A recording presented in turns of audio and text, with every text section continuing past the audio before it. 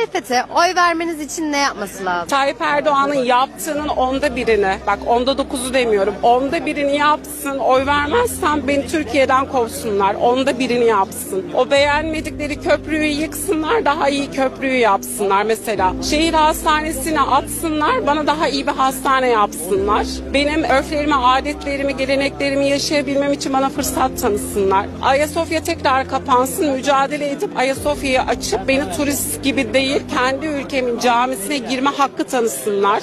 Yani daha birçok şey. Ben şu anda saçım açık sokakta gezebiliyorum. Hanımefendinin saçı kapalı gezebiliyor. O da özgür, ben de özgürüm. Bu hakları tanısınlar. Mesela şu an Tayyip Erdoğan üniversitelerde saç açık kızları siz okuyamazsınız diye dışarıya atmıyor. Ama Tayyip Erdoğan giderse ben belki bir yerlerde olacağım ama başı kapalı kızlarımız yine eskiye dönecekler. Benim düşüncelerim bunlar. Herkesin kendi bireysel